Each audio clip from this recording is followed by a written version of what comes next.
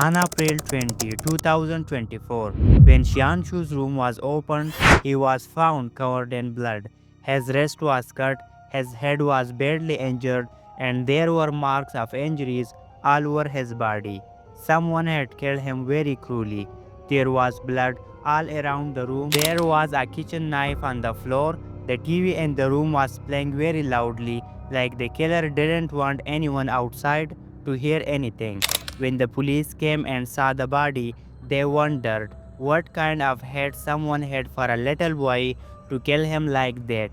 His body was hurt so badly that it looked like the killer wanted to make sure he didn't stay alive. The body was sent for postmortem. Shanshu's parents were crying a lot and were heartbroken. In today's video, we will talk about the heartbreaking and shocking case that shocked everyone. So let's begin. Shianshu's father Pankaj Sharma worked at a private firm in Kolkata and her mother Shanta Sharma worked at a restaurant. They had been married for 10 years. They also had a son who was 8 years old and studied in 4th standard. This small family lived in a town called Konnagar, which is 17 kilometers away from the big city of Kolkata in the Hooghly district of India. On April 20, 2024, the day of the murder, everyone was in shock because of what happened to Shianshu. The police started an investigation to find the killer. First, they checked the house. There were no signs of forced entry through any door or window. Everything was in its place, meaning nothing was stolen. There was also a dog tied at the house, and it usually barked at strangers. But when the police asked the neighbors, they said they didn't hear the dog barking between 2 and 4 p.m. on the day of the murder. All the houses in that neighborhood are close to each other, so if the dog had barked, someone would have definitely heard it. But there was no forced entry, nothing was stolen, and the dog didn't bark at anyone. These three things pointed to one thing, that the murderer was someone from the house. The police took phone numbers of neighbors, parents, relatives, and friends to find any clue. But the call records didn't give any useful information. So the police started checking the CCTV cameras in the neighborhood to see who passed by between 2 and 4 p.m. Then they saw a woman walking in and out during that time. She was wearing a mask on her face. The police found her body language a little suspicious, so to identify her, the police showed the footage to Shianshu's parents. Her mother said she didn't recognize the woman, but Shianshu's father Pankaj recognized her immediately. The woman was Ishrat Parveen, a close friend of Shanta, who used to visit their house often. Shianshu even called her auntie. The police started to suspect that maybe there was an affair between Shianshu's father and Ishrat. So they checked Pankaj's call details, but they didn't find anything that could confirm there was any kind of affair between them. But when the police checked Ishrat's CDR, the details told a different story. On the day of the murder, Ishrat's phone was switched off from 1 p.m. to 8 p.m. for 7 hours. Also, every day Ishrat used to talk for hours late at night around 1 or 2 a.m. on one number. When the police checked that number, they were shocked. It was Shianshu's mother Shanta's number.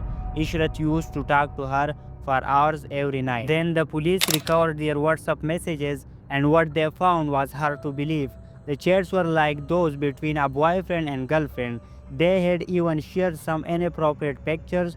It turned out that Shianshu's mother, Shanta, was having an affair with Ishrat. When the police asked people around, no one knew anything about it. Ishrat used to visit Shanta's house often, and Shanta also used to go to Ishrat's house.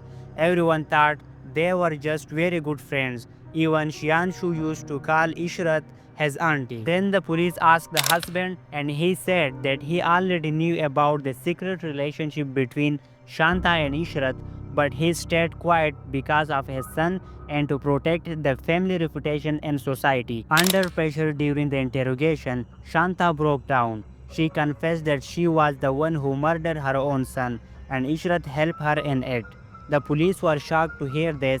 A mother turned out to be her own son's killer. During the interrogation, Shanta further said that a few days before the murder, when Shianshu came home from school, he saw his mother with Ishrat in a compromising situation on bed. Shanta and Ishrat were physically involved to such an extent that they didn't even notice whether the door was closed or not, and they also didn't realize that it was time for Shianshu to return from school. Seeing his mother in that condition, the anger and pain the boy felt were not easy to understand. Since that day, he started arguing with his mother and remained upset and disturbed. Shanta, on the other hand, was afraid that her son might tell someone, which would bring shame and ruin her reputation. So, ignoring all relationships, Shanta crossed all limits and planned the murder with Ishrat. Her mother first hit her son's head against the wall with his own hands, then slammed it on the table.